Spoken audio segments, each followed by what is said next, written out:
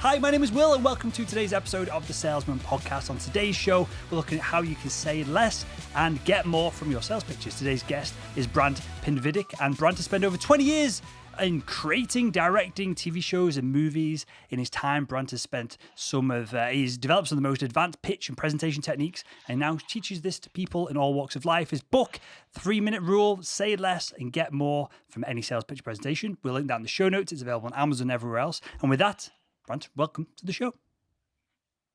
Here I am. It's a great intro. I should bring you with me on the road. I don't know about that. My intros are somewhat sloppy, but we try and do this as live as possible, and the audience know it's just a conversation, I like it. Right? Yeah. Good man. Right, well, let's jump into it. Let me give you a bit of a scenario here as we get into this idea, which is totally in line. You may be familiar with this, may not be.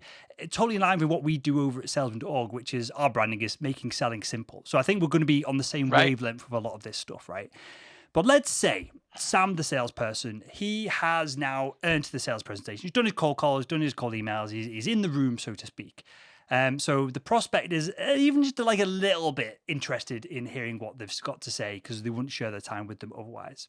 With that said, Brant, how long does Sam have to really grab the attention of the person in the room that he's presenting to? Is this like 2 seconds, 7 seconds, or have we got a little bit longer to really grab the attention of the prospect? Yeah, listen, I would say, in a fun soundbite is to say you have 10 seconds to get the attention. But if someone's giving you an opportunity, right, getting their attention isn't as important as getting them the information. If you're advertising and if you're marketing and that kind of stuff, the cold calls, you have very little bit to get their attention. But that's a whole other world. The world that I really deal with it is that you have an opportunity to present your business, product, or service to somebody, and you want them to say yes. That is the goal. And the truth is, the science of it is that people will say and come up with the yes and no in their mind incredibly quickly. Within 10 seconds, they'll usually start with a yes or no, right? And then if they've said, no, I don't think this is right for me, then your job is to try to overcome that, which is a very unpleasant place to be. So really the science behind what the 3-minute rule does for you is it helps you to elongate that process so that they're not saying yes or no in their mind till at least you get in the valuable information, right? And if you do it right, and if you do it perfectly, and you lead people with proper storytelling, you could extend that to 3 minutes. Where now they've got all the valuable information. So now they're starting to think, I like this, I want to do this. Or maybe it's not right for them, whichever. What you don't want to do is have people thinking like, nah, this isn't going to work. I don't like this person. This is, I don't believe what he's saying, which is the most common. Yep. And then trying to win them over, right? Which is the hard thing to do. And anybody listening now will know that someone's come to pitch or present or ask you to do anything. And like, just think about how you've got that yes or no in your mind right away. And like, they'll ramble on and it's like, yeah, no, it's still a no, right? And that is the core of this. And there's science behind what's called approach motivation on why people are driven to engage with things. And it's a level of storytelling and leading your audience piece by piece that in Hollywood, we sort of perfected that. That's why you'll sit and watch an 1.5 or 2 hour movie because the story is told in segments that lead you to the next segment. And in a sales process, it's the same thing. And that's, I think, where people struggle the most.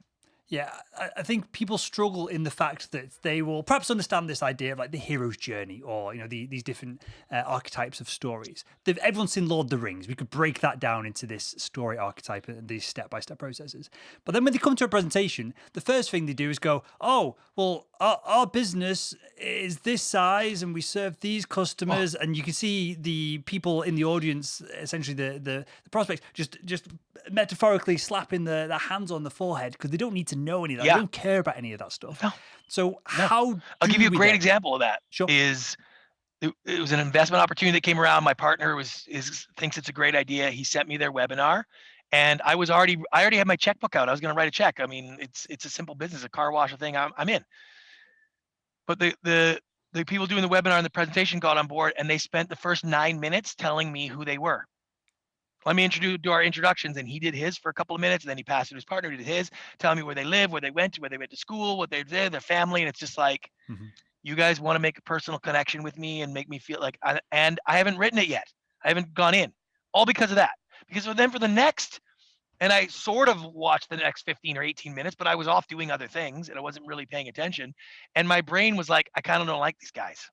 Like not even overtly. I just was kind of like, I don't even know why am I interested in this? And I just phased out. And so I didn't jump on it. For sure. I feel like it's almost a sign of someone, and not in respect to this deal that you're talking about there, because obviously I have no idea about them personally, but when I see salespeople do it, before they come through our training or before they listen to shows like this, episodes like this, it's almost a sign of being an amateur versus a pro, because you'd only have to do that 5, 6, 7 times before then you start to see the room, and surely most people have enough emotional intelligence to go, okay, this isn't working, I need a better strategy. So with that said, Brant, how do we story tell and keep attention? Is there a structure? Is there a framework? How do we go about doing this? So what I teach in the book, really detailed, is called the WAC method. And it stands for what is it? H is how does it work? A is are you sure? And C is can you do it? And those are the 4 tenets of any proper story or any pitch or presentation.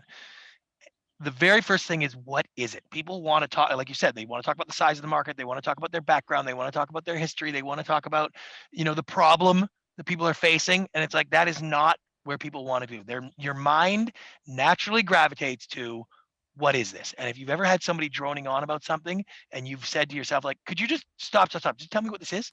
Like, tell me how this works.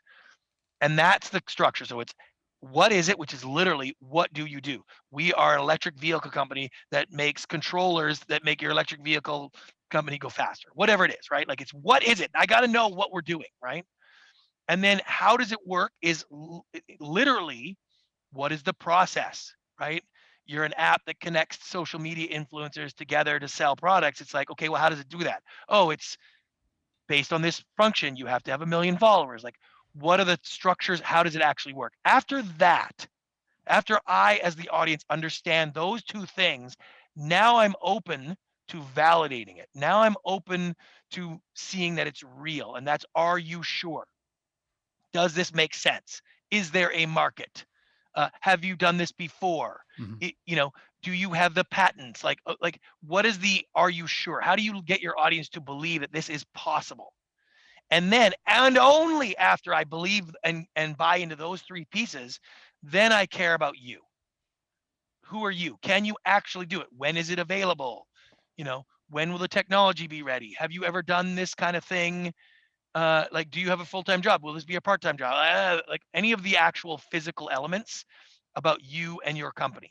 Because, and the WAC method, ironically, is almost a percentage of value. Half the job is, what is it, right?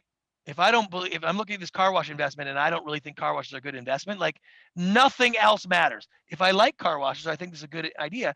I'm halfway there, right? And then it's like, okay, how does it work? Well, we're buying 13 different car washes. We're going to rebrand them, spruce them up, raise the prices, and here's how we're going to do it. You're like, okay, I actually like that process. Now I'm 80% of the way there, okay? And if if car washes are increasing and the market's good and it always flows cash flow, which is what they would do in their Are You Sure section, if they, at the very end of it, go, the only problem is we've never run a car wash before, right? I wouldn't be like, oh, that's it, I'm done, I'm out. Oh, sorry, can't do it, right? My brain goes, well, we could hire management. It's not that difficult. Like, depending on how much I liked it, I'd be like, oh, don't worry about it, you'll figure it out, right? So that's literally maybe 5% of it, if all the other pieces sync. And that structure is very hard for people to grasp, because they want to tell all of the information at once, right? They think the more they say, the more information they give, the better they're doing. And what I teach is, it's the exact opposite. The less you say, the simpler you make your presentation, the more desirable it will be, and the more drawn people are to you. It's just, that's the way it is now. Why, and this might be like a mindset thing or a psychological thing, why do you think people are drawn to throwing up the goals, aspirations, thoughts, opinions, the strategy, all this stuff, when it doesn't really matter at the beginning of a presentation? Why? Because I want to do it as well. Why do we all want to do this? There's 2 main reasons, and this is like one of those things that in my seminars a lot of times I used to have this as a small piece, and now I actually will almost take a full day to go through this because it's so painful for people. Is that the two main reasons that you do this is you understand value better than anybody. You have perfect understanding is what I call it. Perfect understanding. And the other one is confidence. Okay. The two pieces of it are perfect understanding means you have lived with your idea at every level. Every nuance makes sense. It's like when you watch your favorite movie, right? You see every directorial turn, every breath by the actress. Every twist and turn and scene is absolutely perfect, right? Because your favorite movie, you've seen it 15 times. Now you're seeing all the elements, right? Someone who watches it the first time watches it as a total movie, summarizes why they like it, and it gets bigger and bigger and bigger and more nuanced as they go. So what happens is you genuinely believe the value of the retail reselling of your product later on to opening up the other market. You see that as clear as day. It is perfectly obvious to you. And so you have all of this value based in all of these things that nobody can understand yet because you didn't understand it instantly. It took you time to get to the place where now you know it so well. Now that you know it so well, it all has value, but you have to go back to the beginning to be like, hey, I need to give you the foundation of understanding of the conceptual elements. Then I have to build you the process of building value in this business. And then you could start to see the other tentacles that join it and the future and all of the other things, right? And so for you, it's very hard to know what are the foundational pieces of value if you don't take a step back and put it in this whack format. That's really what you need to do, is to get back to the basics. And even though it feels like, oh my God, this is so important, and I'm not saying it right away. It's like, I have to say, I promise you, you will get to say all the important things. But the first 3 minutes is not the place for all of those things. You know, your meeting could last an hour, but only with a person who's engaged, and you got to bring them there. And then point two is this confidence level, is that, you know, people ask me to train their sales forces to be more confident. I'm like, I can't do that. You can't teach someone confidence. You can teach someone how to fake confidence. That's not what I do. True, actual confidence comes from the value you believe you are providing to others. That's it. If you were having a wedding and I was going to cater your wedding and I was trying to get the job as the caterer, and my chef that was going to show up and be at your wedding in person was Gordon Ramsay, like, how would I present that to you? Like, would I need tons of words? Or maybe I say 4 words. I have Gordon Ramsay, right? That's what confidence is, because I got Gordon Ramsay to cook at your wedding. You use less words, right? Like, I'm not explaining, well, he's a Michelin 3-star chef and he's been on, like, sure. I don't do any of that, right? So if you picture it like a graph, which is what I'll do in my things, like, the more words you use, the less confident you appear. Because if I needed to have my brother-in-law who just got out of jail, who's never really cooked before, but has really pressured me to get him a job, and I wanted him to be the chef, how many words am I going to need to try to convince you and your bride that he should be your chef? Like, I would just, right? And that's where people get thing, is that you undermine your confidence because you appear to be that you don't value the end product, and you don't believe in the value you're providing. And if you had an investment that was really going to make somebody 20% by the end of the year, and you really believed it, you wouldn't go sell them it, right? You tell them the very basics. It's this, this, and this, and this is what it is. And it's just like, that's how people who are really confident, that's how they speak, that's how they act, that's how they present, because they don't need to sell. How much, Brent, do you think this initial, like, wanting to just throw up information at the beginning of any sales pitch, that you kind of align then with the individual knowing so much about the market, the space, the opportunity, the product, whatever it is that they're selling? How much of that is actually that they, in your experience with the different trainings and that you do, how much of it is that they are truly just so entwined in that space and they know so much and they forget that other people aren't as clued up as them? Or how much of it is that versus how much of it is that they've actually deluded themselves and they're just talking absolute nonsense and saying one thing which digs a bit of a hole, which they've got to solve with another thing. Yeah. And they go further down a rabbit It's hole. almost never that.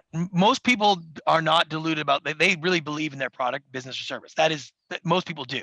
Mm-hmm. But the problem is that they're so excited about it and they're so passionate and they want you to see it the way they do. And I actually talk to people about, what do you think your goal is when you're making a sales presentation? Do you like it's to get them to write a check and buy it? It's like, okay, that's the ultimate finished product.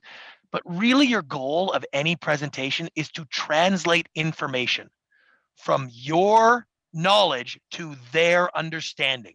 If you can take what you know and get it so they understand it, they will have to be interested because you're interested. That's why you're doing it, right?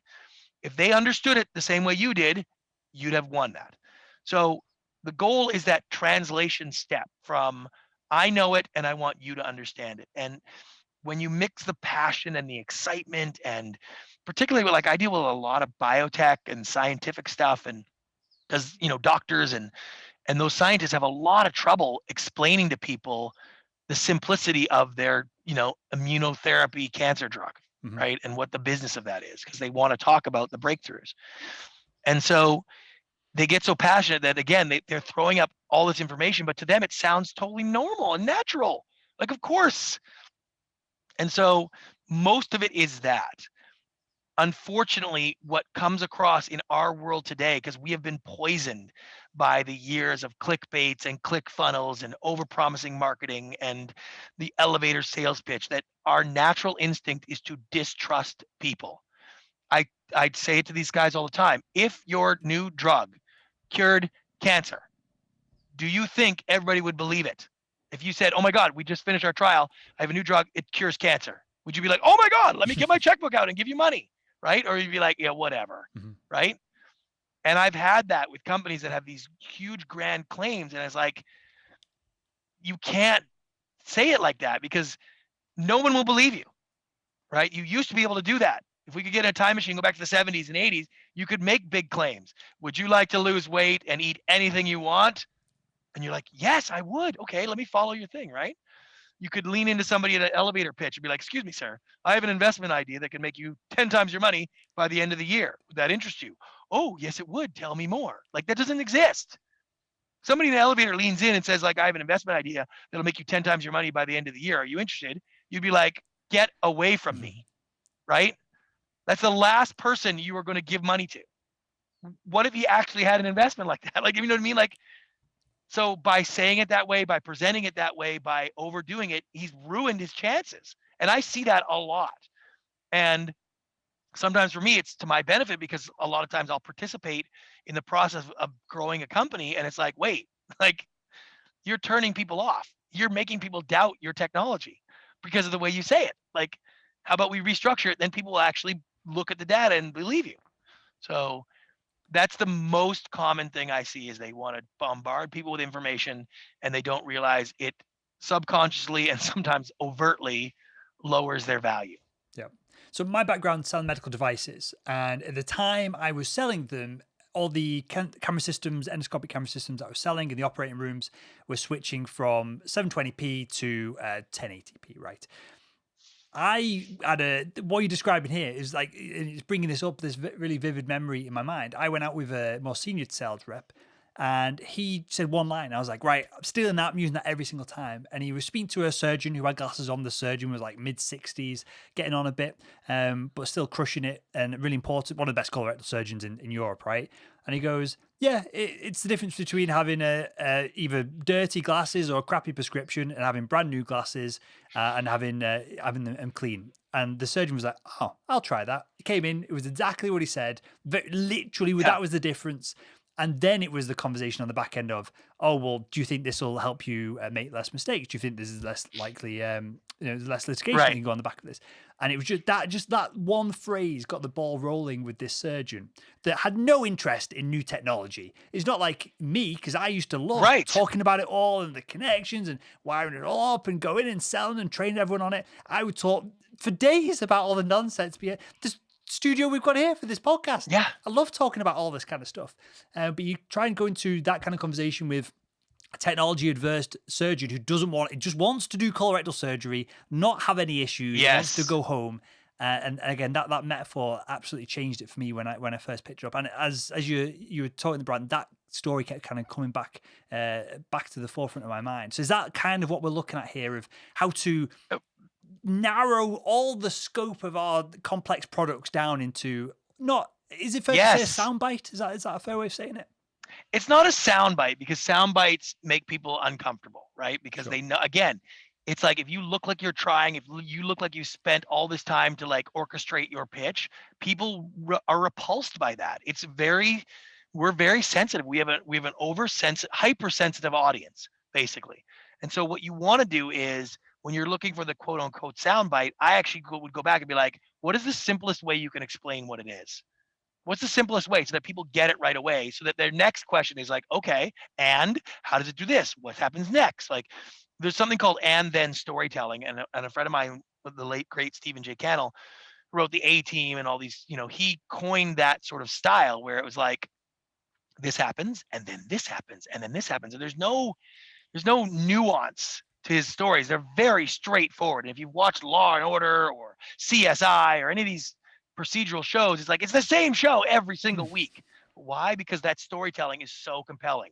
A little piece of this leads you to this, leads you to that, leads you to this, and it's like, movies are all the same way, because that structure works. And so, what's the very basic way you can explain what it is you do, why it's valuable, why someone might want it, and why you're the person to do it? And if you can lay that out clearly, they go, click, I got that. Now I got questions. Now I have things to talk about. Now I want to know more. Now the next phases of what you're doing have relevance, right? Now that your surgeon understands, it's like, oh, I'm going to get a clearer picture that'll help me see the glasses, like they get that. Now they can talk about the ability to perform surgeries faster. Now they can talk about the ability to make sure they don't make as many mistakes. Now they can talk about the ability of sharing pictures with medical students, like all those things that may have been true. He would not even hear that until he understood exactly what was the technology or the system or what it was going to be there, right? And so when you simplify it, it changes everything. It's an exponential return. Every word that you delete gets you 10 points on the scale. I wish I had a better analogy, but that's literally what it's, exponential return. Because it's one thing to say all this, right? But there's copywriters making millions a year who go about doing some of this and simplifying things and making things more tangible, so they sink in our brains. For like someone like me, Brant, like a knuckle dragging salesperson, maybe they don't have a big marketing team behind them to help with some of this. They're gonna have to do it on their own. They've got a complex product, they're selling it, and it's it takes multiple meetings to get the deal done. The deal sizes are large. How does a knuckle dragging salesperson like me start to implement this? Do we get our pitch, put it in a Microsoft Word document, and just start deleting lines until we get to something? Is there a structure and a process to simplifying things? Yes, and in the book I walk people through the exact process, because that's really what the book is. It is a step-by-step guide. Like, if you're going to start from scratch with a pitch, like, here's how you do it, right? And it's actually the opposite of what you're thinking.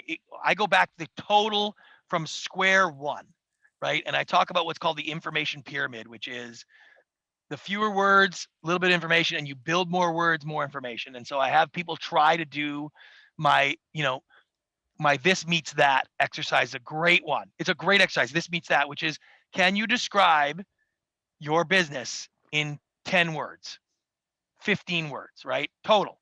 It's this meets that. It's kind of like, you might say a movie is, Dirty Dancing is Footloose, but at a resort. Like, you have a this meets that, right? Like, I use an example. If I'm pitching a TV show, right?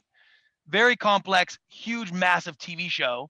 And I might pitch it as, it's The Amazing Race for the smartest people in the world. So now you got 12 words. And even though anybody in the audience doesn't produce television or doesn't know that, I bet if you just took a second, you'd kind of be surprised how much information you now have in 15 words, right? Okay, it's Amazing Race. If you've seen that show, you know that there's people racing around, solving problems, trying to get from one point to the other. For the smartest people in the world, it means, the people in the Amazing Race they're like goofy reality show contestants. So I guess if you had really smart people, you'd probably have bigger challenges and more complex things to go over, right? It's like, that's pretty well what the show is. Like, we're going to take MIT graduates and people who work at Boeing and put them in the hardest, biggest challenges in the history of television to see if they can use all their smarts to cross. It's like, oh, I actually kind of knew a lot of that from 15 words, right? And so you start with that little bit, and then then I'll give my client a little bit more words to work with, and then you start to realize which ones are important. And like I'll do it with in the book, I talk about the Twitter thing. Like, what if you had to tweet out your business? What if your pitch was a tweet, one tweet, 145 characters, not the big new one they have, but the original? What would you say? You'd be surprised. Like, okay, now I can only use so much. And then once you get a little bit of that fundamental understanding, I go through what's called the bullet point system, where you take basically a Sharpie and some Post-its, and you write out bullet points of everything of value. Write them on bullet points, and you get them on a big wall. And now you can start to see, now I'll start to take those bullet points, 1-2 words, I'm a podcast, I teach sales, that kind of thing. And you start to realize, like, okay, which one tells you what it is, which one is talking about what I am, and you can actually start to see it take shape. And then the exercise that really helps is you realize that what you want to say that doesn't fit, and you're like, oh damn, like I really want to say this, and like that's how you know that you're adding things that shouldn't be there. How do we? So we'll obviously recommend the book at the end of the show, but we'll add it in the show notes. Yeah. So that's clearly the next step if you're enjoying this episode so far. But exactly. How do we end this 3-minute period? As in, we give like the 140 character pitch. We add the bullet points. We flesh it out a little bit. We can see the eyes of our prospects in the room brighten up, and we can see that they're perhaps getting ready to ask us some questions. That their brains, their gears are starting to turn. So we're like, yeah, we're onto something here. How do we then transition it into whether it's a Q&A, whether it's a more formal presentation, whatever it is after that, once we've grabbed people's attention and their imagination and everything else as well? How do we transition from this is me, this is the whack kind of method into then whatever comes afterwards? Yeah, and I've had many clients that their 3 minutes is 1 minute and 42 seconds. Mm-hmm. Because it's simple enough, or the rest of the business is complicated enough that you're not going to condense it. So let's just get the main pieces, and then we'll get into it later, right? And so the 3 minutes is kind of like the maximum to get all these points in.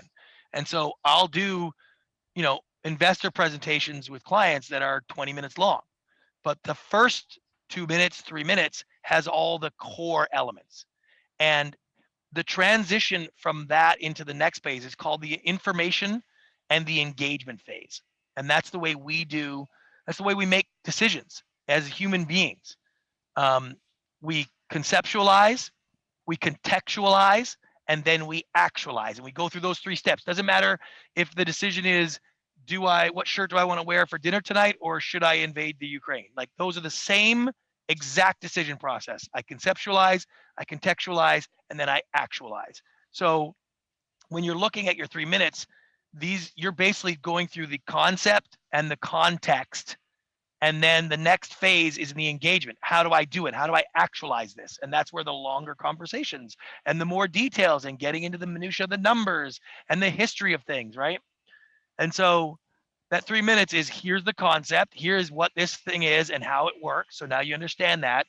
Here's the context as it relates to you. Here's the reason why it's true. Here's the reason why it's interesting. Here's how I can validate it. Here's how I can tell you it's actually going to happen. Once you get the context set, now it becomes actualization. How do we deliver it? What's the implementation strategy? I have questions about your numbers, blah, blah, blah, blah, blah, right?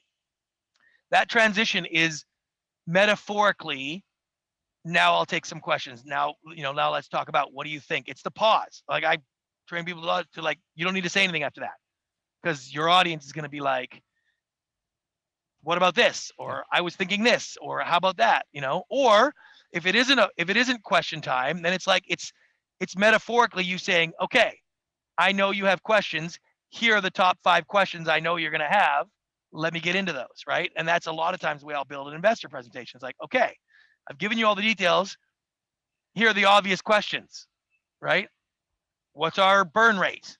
What's our How are we going to deal with the patent and blah, blah, blah. Like those things, that people are going to want to know, but only if they have the core. And if the core is valuable to them, they'll actually put weight on those things. They'll be interested to pay attention, right? That's why you watch a movie and Andy Dufresne ends up in Shawshank prison and you're like, okay, he didn't commit the murder and it's in a really bad prison. Now I got to see what happens. Yep. If we start that movie with Andy Dufresne escapes from the worst prison in the world, in America, let me tell you why. You'd be like, yeah, whatever, right? But we build it to you. We give you all the details. Now you want to see the story play out. If I tell you up front that he escaped from a really bad prison, you're like, okay, great. Why? When? Oh, what is that really that bad of a prison? Or like, oh, did it really, like everything falls apart. Hope I didn't spoil that movie for anybody, but he escapes. I was just about to say, like, spoiler alert from like 20 Spoiler years alert, ago, yeah. whenever it was. We did it in history class in high school. That's how long ago I watched it. But with that, Yeah, exactly. With that said, Brant, and so I love this, and just to reiterate, because I thought you go down the route of you do the 3-minute presentation, you get them, they're all wide-eyed, everyone's loving it, and then I instinctively would just shut up and then kind of invite the questions, right? But I also love this, the second layer that you added on top of there of, here's 5 things that you're probably thinking right now. And to do that in the sales context, you get to handle objections before they come up, so you can stay more in control of the objection handling process. You're also, if you do it correctly and you've got the right the right background, the right understanding of the market, the right understanding of the people that you're in front of, you get to position yourself as someone who really understands the person or people that you're pitching to, which is instantly going to add credibility, a layer of rapport, and everything else to it as well. So I really enjoyed that. I've got one final thing to ask you, Brant, and that is, can this structure be used in other, I guess, media other than just a presentation? As in, can this be used as in an email? It seems like, or on like a mini slide deck, or people ask that all the time. And by the way, it is 100% for email, for brochures, for handouts. It's just more important. It's more crucial to simplify it, because now you're asking people that aren't in a conference room that have to stare at you. They have to be there for 5 minutes or 10 minutes or 15 minutes. They're going to have to listen to you because they've entered the room, right? On a phone call, like you've got them on the phone, so they're going to be sitting there, right? On an email, they don't have to read it. On a brochure, they don't have to read it. On a handout, they don't have to read it. So it's like, okay, now what? It's got to be even more succinct, because you can't expect them to keep reading and go to all those points on your 19th sentence is where your absolute core is. It has to be literally, we do this, it's this and this, love to talk to you further kind of thing, right? And when I'm going back, like I always say to my clients, like, okay, we have to get to the point where you go in your mind. It's this proverbial thing. It's like, if you don't get it after this, we should just end this. I got to go. Right? Like the idea is, it's like, I've given you the basics. If you're not like, I want to talk more, I don't get it, like I got to move on. That's the feeling you should have when you've given your presentation, where it's like, okay, clearly you're going to want to hear more. And if you don't, like, I'm out of here. Right? And so in an email or any sort of thing, if you need to put it on there where it's like, okay, you got the basics. If you're not into a software solution for your point of sale thing, like, then we don't have anything to talk about. Right? Yep. And so you have to get yourself in a mind where it's like, I've laid out the simplest version of this. There's not a lot of interpretation to be done. If this doesn't fit something that you think of, then like, I'm moving on, And that's like, you're in a conference room and you give this pitch. It's kind of like you're feeling like, so if anybody's not interested after hearing that, we should just end this meeting right now. Like, that's got to be the mentality where it's like, I just laid out the key points. Everything from here is not going to sway you, right? You might write a bigger check, but if your brain is like, no, I don't think so, like, we're done, And that's hard for people, because they're used to fighting from the second it starts. Yep. Fighting for attention. How many times have you pitched somebody and they ask a question and you're like, oh, I'm getting to that in a minute. Just hold on. Yeah, I'll explain that. It's like, guess what? You're out of order.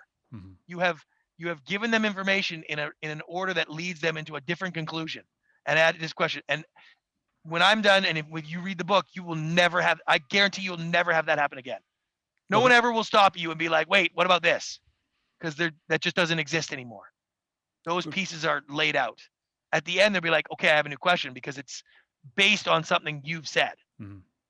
Good. I love this. It reminds me of something similar that we do. I won't go into it. I've talked about it on the podcast in the past, but we use a similar structure, but perhaps even more overtly in the way that we set up sales calls. To the point of, hey, if this isn't for you, I'll tell you this isn't for you, and we can both get rocking and rolling, and perhaps we can follow up later on. There's almost a feedback loop, which you're alluding to there.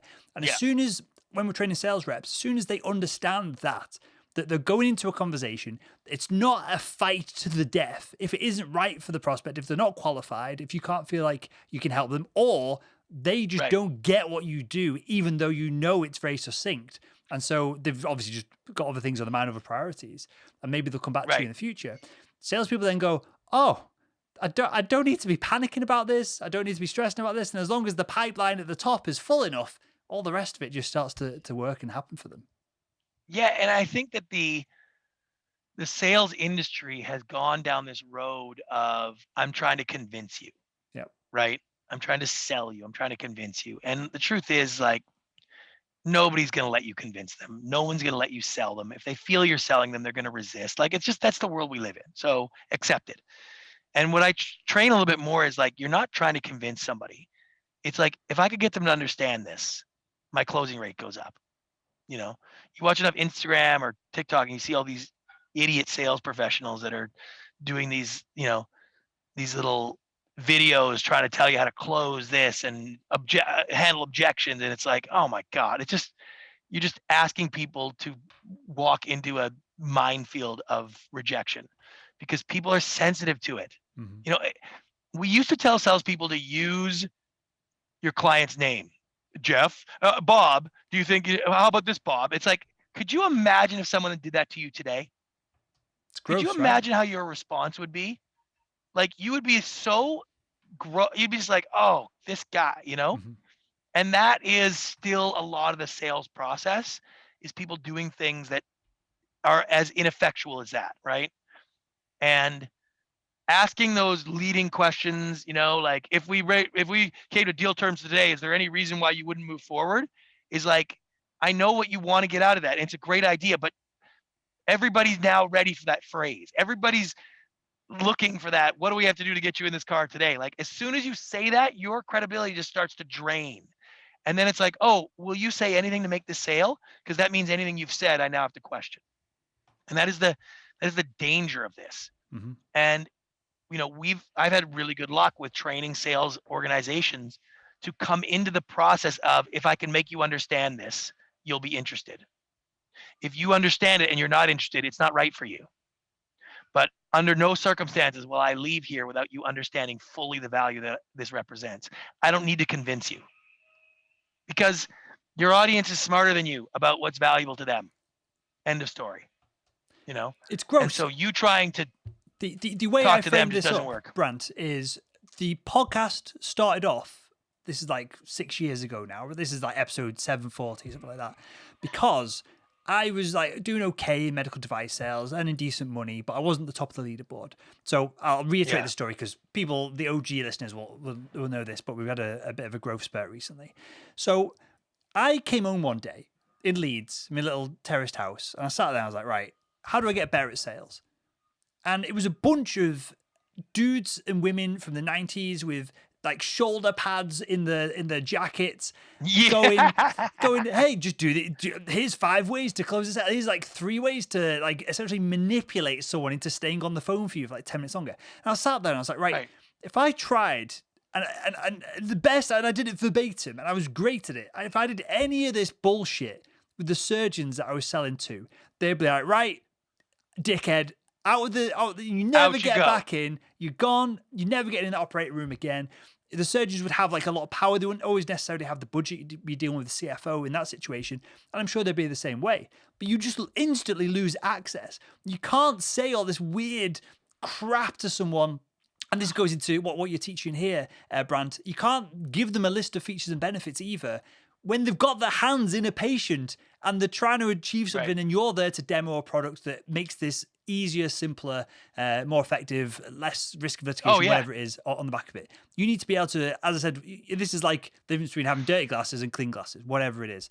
Yeah. And this whole podcast started off on the back of there was no good multi-billion-dollar a year industry, right? The sales training industry. There was no good content, and so it came on the back of me interviewing experts in the field like yourself, Brant, to try and pull this information back into sales training. So I totally hear what you're saying when you talk about these old school sales techniques. It's just it didn't work on surgeons then. Now it just doesn't work on Joe Blogs when he picks up the phone, because he just goes, okay. And those are the obvious ones. This is the problem, is that most people know the obvious ones as a salesman, but what they really underestimate is the ones that are you still think people don't pick up on. It's like, no, you have no idea how hypersensitive the audience is.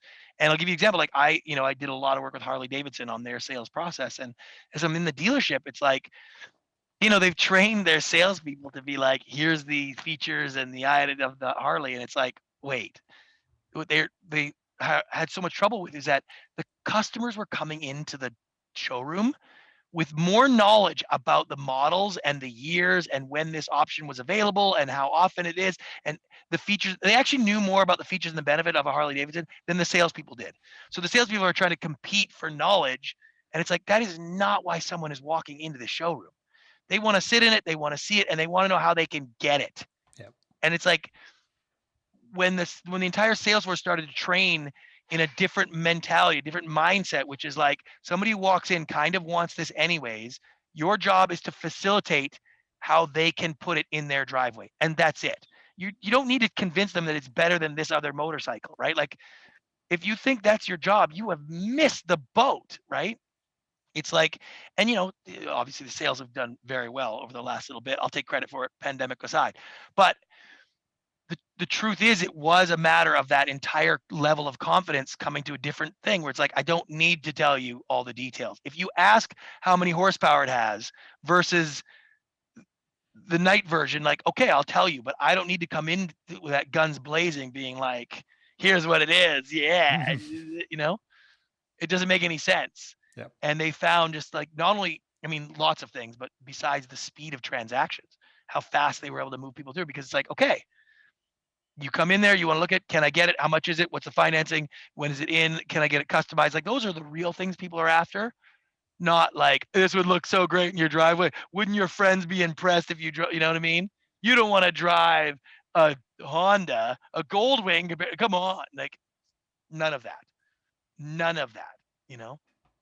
If you think a salesman can convince you that your car is better than and that's the same thing in the car industry. Do you think a salesman is going to convince you that the Audi is better than the BMW or vice versa? Like, that's not the way the world works now. Mm-hmm.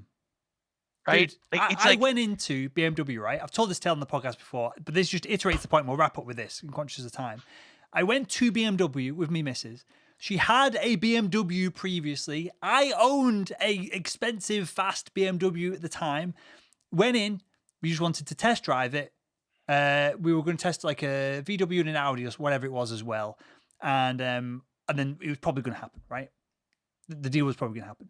Went and test drove it. The salesperson was using all these close-ended questions and weird selling questions from like the 90s of, if the test drive goes well, you're gonna make a purchase today. Like all over and over and over. And I can see it all a mile away. I mean, Mrs. is a doctor, right? So she was kicking me under the table at one point because I was laughing at how gross it was.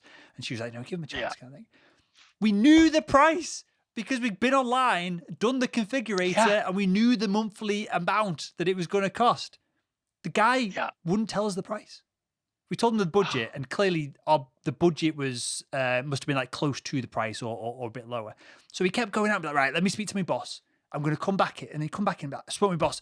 Can you do a deal today? If you can do a deal today, then we'll get it down to your budget. So I was like, well, yeah, but what's the price? And he would not tell us the price. This went on for maybe like 45 minutes until my missus then just walked off.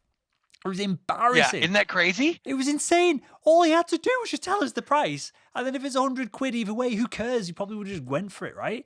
But he Right. was so like driven, and obviously he was being coached by someone else in the room that he kept popping in and out of. to try Yes. and- Oh my God. the sales manager extraordinaire who was in there, the sales manager was only there for one day for whatever reason as well, so it had to be done today. It was absolutely gross, and we ended up getting a just totally different Yeah. car. Went into the next dealership, bought the next car in an instant like that, just because this dude was just so backwards. And it was because And what we he- knew the price, we knew what he wanted, we knew the even the horsepower and all that kind of stuff because it was a smart car kind of thing. I'd sussed all that out. We just needed the price from him, couldn't get the price, and so we lost the deal. Yeah, and all he needed to do was take a step back Yep. and understand what is he actually there to do. He's actually there to convey some information to you. One Mhm. is, how scarce are these cars? How many do we have on the lot? Is this a time to get a good deal? Will this car be available? Is it like the things that could actually influence your buying decision, right? Like if it, and I always say to them, like, what is the truth? If you have lots of cars on the lot and you're hoping to get a sale, then you can explain to them that it's like, this is the process, right? And so you can explain like, hey, it's a good time to get a good deal. Okay, that's going to make me want to buy more because it's a good time to get a deal. We have a lot of cars in the lot. If you're trying to play into like, can I emotionally get you into this thing? People buy off emotion. It's like, that's not really true anymore. People actually are scared to buy an emotion now more than ever before. Like if you get them emotional about things, they actually like recoil a little bit and be like, oh God, am I making a decision? Like, am I making a mistake here? And that's the same thing as a car dealer. You don't want to be part of that at all. I didn't even want a deal, Brant. I just wanted. Yeah, I know. I wanted. They could have sold us a car by going, "Hey, we'll drop a car off at your house. You can go do a test drive. We'll pick Right. you up in an hour, and we'll email you the paperwork." They would have. They would Right. have done a deal. That's how crazy it was. Right. Well, with that rant over, mate. I appreciate you. I appreciate your insights. Tell us more about the book, where we can find it, and then more about the training and everything else that you're up to as well. Yeah. So the book's a 3-minute rule. You can go to 3minuterule.com or my website, brantpinvidic.com. There's all that kind of information there. The book will help you do all that stuff. And then, I like to do lots of stuff and lots of companies, and happy to talk to people about what they're doing. I love, we've got this little movement of this say less to get more. And as it grows, it's really exciting because it's one of those things where people are just like, oh my God, like people get it now. People understand what I'm saying, and everything comes from that. From an understanding, it's very exciting. I'm really happy that it's gone so well. Amazing stuff. Well, we'll link to the book, everything that you're up to, your website, everything else in the show notes of this episode over at salesman.org. And with that, Brant, I enjoy your energy, mate. Your charisma, that comes across amazingly. I enjoy the kind of structure you've given us for these 3-minute beginning of pitches and the transitions and all that as well. I appreciate that. And with that, I want to thank you again for joining us on the Salesman Podcast. Awesome. Thanks, man.